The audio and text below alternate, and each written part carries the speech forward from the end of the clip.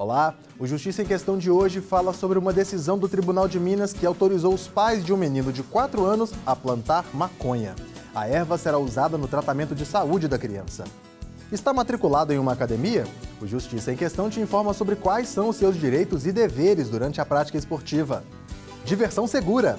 Acompanhe uma reportagem sobre a responsabilidade de parques e clubes em relação à segurança dos frequentadores. Presos em flagrante devem ser levados à presença de um juiz em, no máximo, 24 horas após a prisão. Entenda como funcionam as audiências de custódia. Saiba quais são os direitos do aluno que está com as mensalidades em atraso. E mais, fique por dentro das decisões judiciais de destaque no Estado e dos termos jurídicos para entender melhor seus direitos e deveres. Nossa edição começa agora.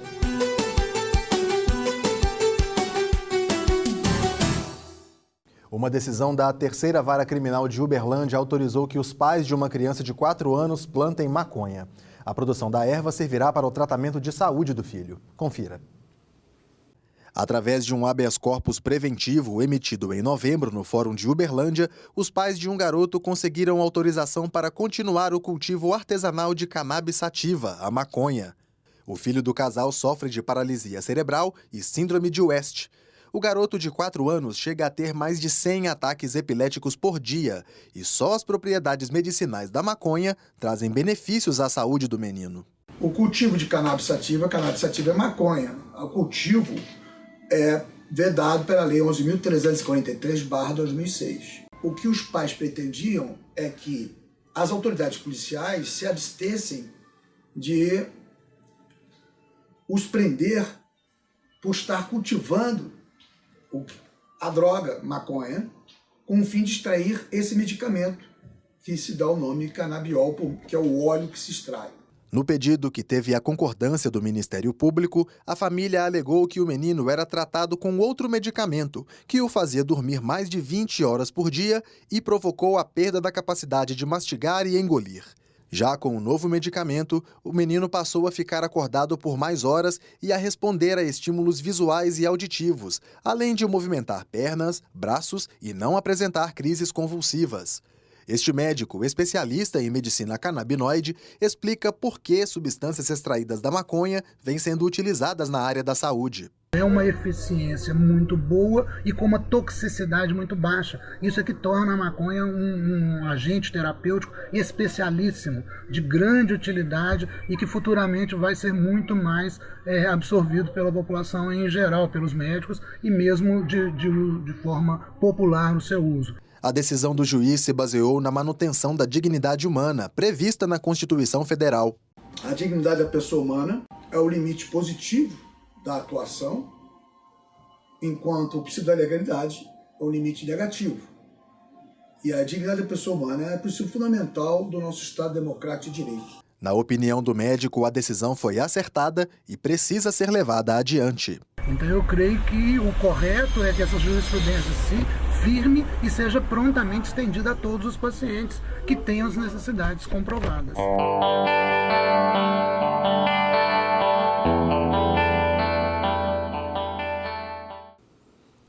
A inadimplência pode atingir vários setores, entre eles o do ensino superior privado. Veja na entrevista quais são os direitos dos estudantes com dificuldades financeiras. Doutor Edgar, o aluno inadimplente, ele pode realizar prova? O aluno inadimplente, desde que matriculado, tem direito de realizar prova. Ele não pode sofrer nenhum tipo de sanção acadêmica. E a matrícula, ele pode renovar a matrícula? A renovação de matrícula, essa sim depende de estar adimplente.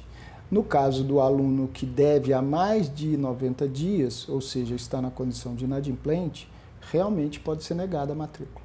E a instituição de ensino, ela pode reter o diploma ou negar a declaração de conclusão? Para o aluno matriculado, mesmo que inadimplente durante o semestre, não pode haver retenção de nenhum documento, incluindo diploma e declarações. Para o aluno que eventualmente não se matriculou por inadimplência, esse sim pode ter os seus documentos retidos, porque ele não é aluno da instituição. Ok, muito obrigada, doutor Edgar. Por nada. No próximo bloco, o Justiça em Questão fala sobre a responsabilidade das academias de ginástica e a importância da supervisão de um profissional durante a prática de exercícios. Voltamos em instantes.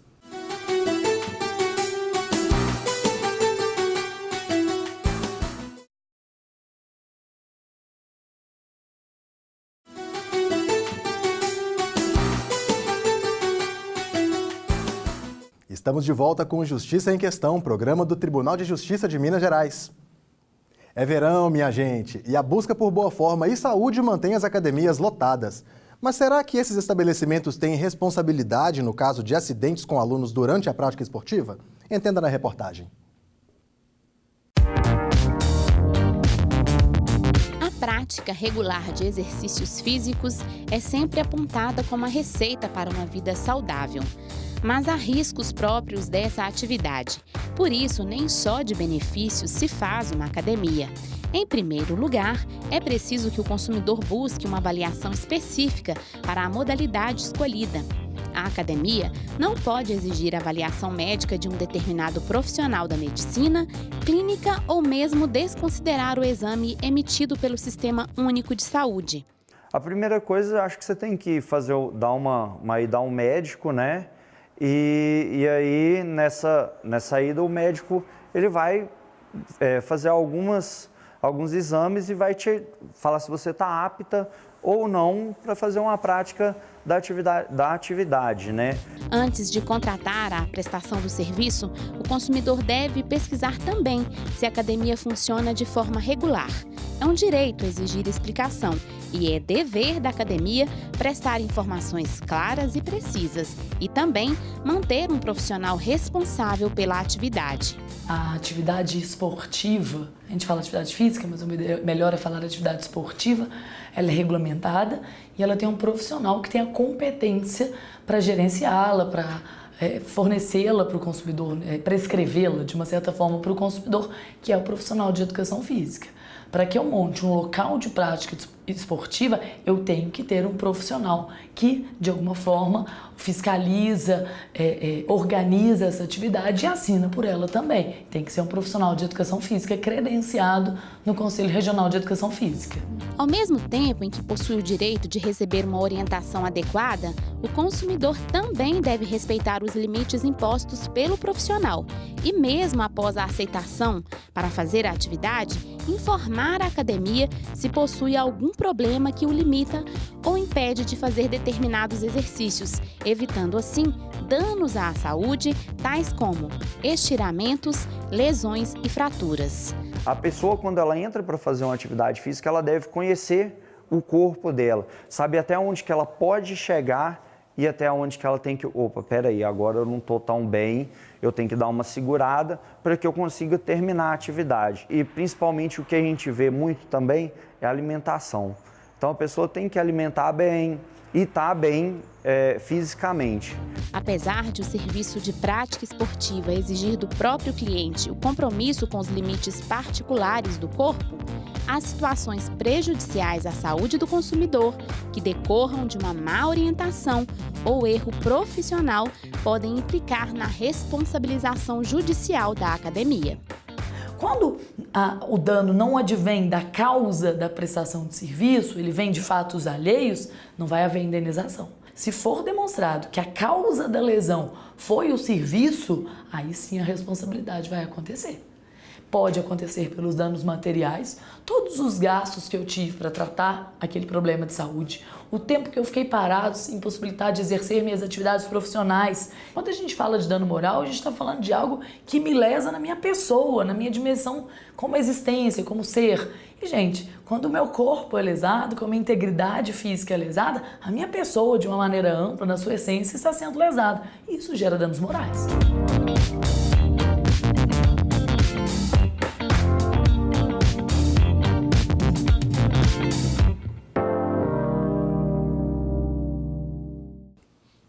Aqui no Justiça em Questão, a gente descomplica termos jurídicos. Nesta edição, o quadro ABC do Judiciário te explica o que significa o verbo impetrar. Impedrar? Impetrar. Bem... penetrar em alguma coisa? Não. Não. Impetrar é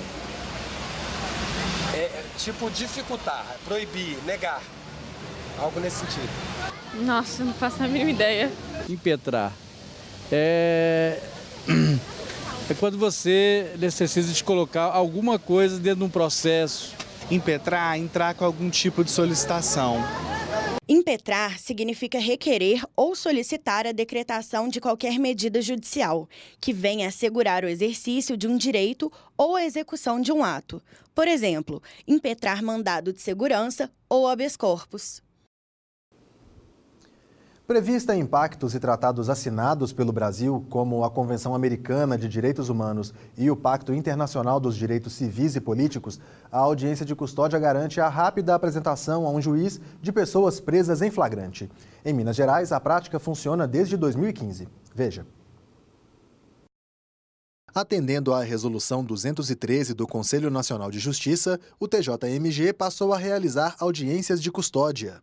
O objetivo da audiência de custódia, no primeiro momento, é analisar a regularidade do flagrante, verificar se ele está de acordo com a lei e, instando o flagrante regular, é feita então análise quanto à possibilidade de fixação de medidas cautelares diversas da prisão. Não sendo possível qualquer das medidas cautelares, então a hipótese de conversão da prisão em flagrante em preventiva. A iniciativa foi testada utilizando a estrutura da Central de Recepção de Flagrantes e da Secretaria de Plantão de Medidas Urgentes e Habeas Corpus do Fórum Lafayette. O Tribunal de Justiça de Minas Gerais aderiu ao projeto Audiência de Custódia em 2015, mesmo ano em que a iniciativa foi lançada pelo Conselho Nacional de Justiça. O projeto piloto deu os primeiros passos aqui, na comarca de Belo Horizonte. As audiências acontecem todos os dias, incluindo sábados, domingos e feriados. A ideia é que se dê uma solução para a questão da prisão processual o mais rápido possível, evitando prisões desnecessárias, né, e apenas resguardando as prisões nos casos que sejam efetivamente necessários. Né. Depois de passar pela delegacia, em até 24 horas o indivíduo é levado ao fórum. Participam da audiência de custódia o juiz, um promotor e um defensor público. A gente vai esclarecer a ele qual a finalidade da audiência de custódia e quais seriam os desdobramentos, os procedimentos seguintes à audiência de custódia, para que ele tenha pelo menos as informações iniciais a respeito do que pode vir a acontecer a partir daquela prisão. Tradicionalmente, é a defensoria que solicita a liberdade provisória. A promotoria se manifesta sobre a acusação. Em primeiro lugar, verificar se o flagrante é legítimo, se atender aos requisitos legais, e, em segundo momento, na hipótese positiva, verificar se é possível ou não a liberdade provisória, ou seja, se pode ou não o preso, em flagrante, aguardar o julgamento e a tramitação processual em liberdade. As principais ocorrências trazidas para o fórum consistem em tráfico de drogas, furto e roubo. Uma média mensal de mais de 1.000 audiências são realizadas em Belo Horizonte ininterruptamente. 55% delas têm a liberdade concedida. Muitas tratam de delitos cometidos por pessoas em situação de rua. Para evitar que esses indivíduos voltem a cometer os mesmos atos, foi elaborado um atendimento multidisciplinar, que é oferecido logo após a audiência. O indivíduo que é agraciado com a liberdade provisória já passa a ser acompanhado por essa equipe, que dá toda a condição, inclusive com encaminhamentos sociais, para que aquela pessoa, muitas vezes em estado de vulnerabilidade, tenha efetiva condição de cumprir as medidas cautelares, não reiterar na conduta delitiva e tenha todo o suporte com encaminhamentos sociais para tanto. Esses encaminhamentos podem ser para a rede assistencial ou para tratamento de dependência química. Atendimento que é bem visto por quem o recebe. E a gente se sente, restaurada, a gente se sente bem quando vai embora, tudo se resolve.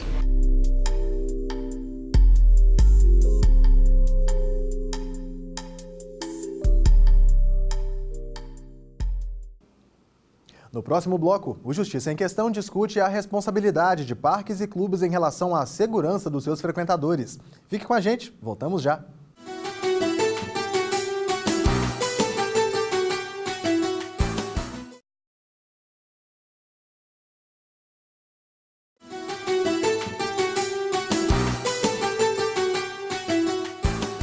Bem-vindo de volta. Você está assistindo ao Justiça em Questão. Veja agora as decisões que ganharam destaque no Judiciário de Minas Gerais. O município de Caeté deverá indenizar a família de um motociclista que morreu após colidir com um cavalo. O homem foi surpreendido pela súbita entrada do animal na via, que estava mal iluminada. Pelos danos morais, a Justiça Mineira determinou o pagamento de R$40 mil à esposa e ao filho do motociclista. O menino também receberá pensão de 2/3 do salário mínimo até a data em que completar 25 anos.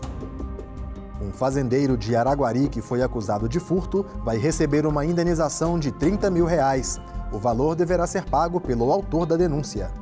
O fazendeiro transportava sacas de café produzido em sua propriedade quando sofreu abordagem da polícia. A corporação investigava se a mercadoria pertencia a outra pessoa. A Justiça Mineira reconheceu que o incidente causou danos morais ao fazendeiro, pois o homem passou por constrangimentos, foi exposto a armas e teve o veículo revistado. O Tribunal de Justiça de Minas Gerais determinou que o município de Barbacena mantenha um idoso internado em entidade de acolhimento de longa permanência e forneça a ele assistência integral. O paciente ficou com sequelas depois de um acidente vascular cerebral e se encontrava sob cuidados exclusivos da esposa. Quando a mulher faleceu, ele ficou desamparado, pois não tinha contato com os filhos.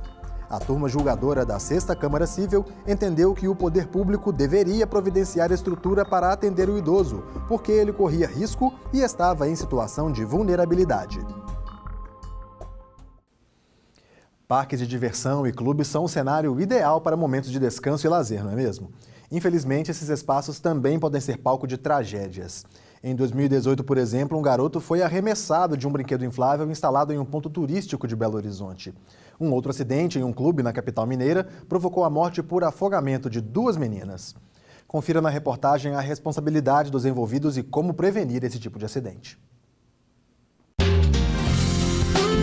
O poeta Guimarães Rosa escreveu que felicidade se acha em horinhas de descuido.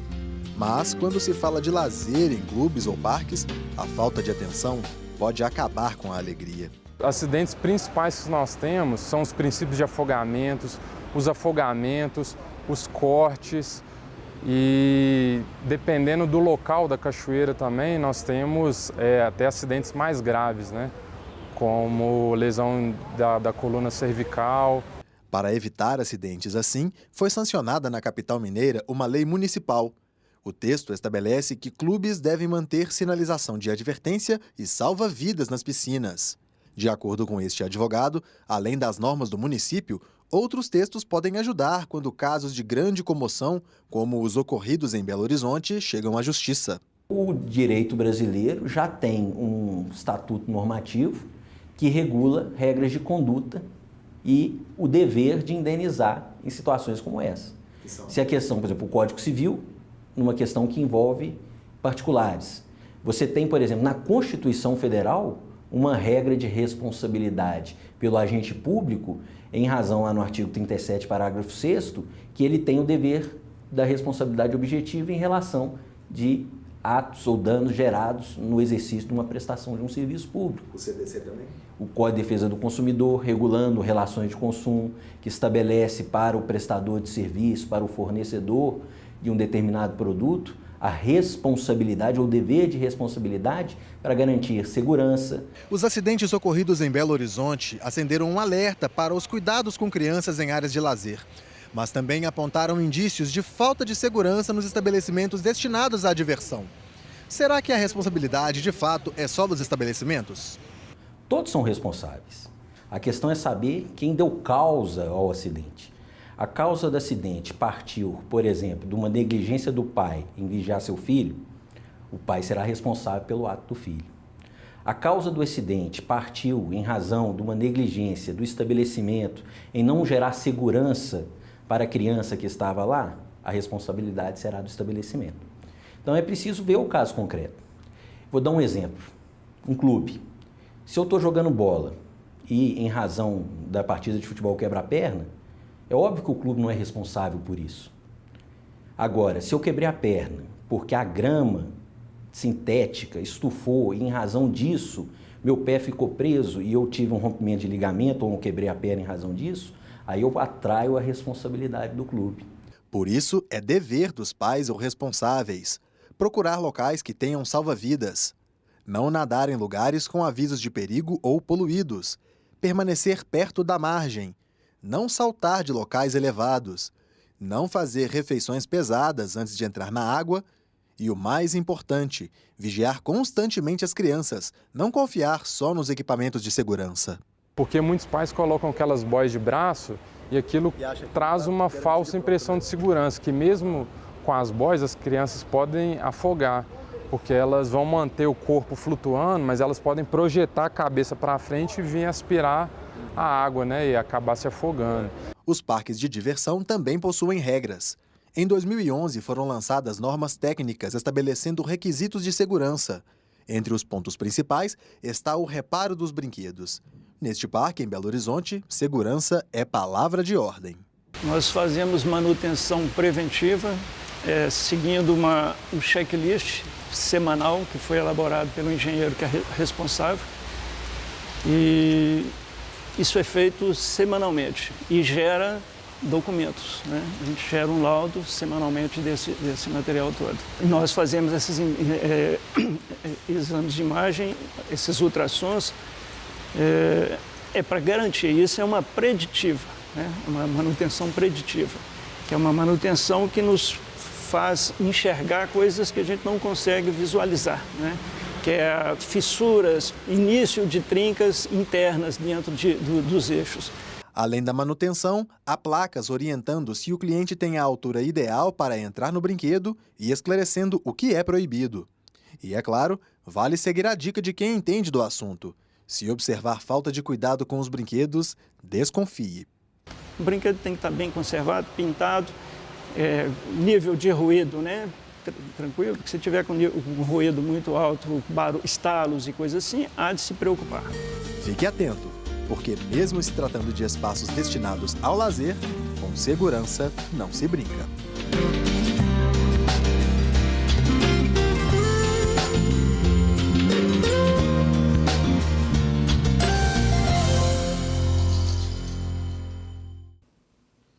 O Justiça em Questão também está na internet. O conteúdo desta e de outras edições pode ser acessado no portal do Tribunal de Justiça. Clique na área Comunicação e depois em Justiça em Questão. Ou veja as edições pelo canal do JQ no YouTube. Comente, proponha temas, participe do nosso programa. Envie um e-mail para justiçaemquestão@tjmg.jus.br. Um grande abraço e até a próxima edição.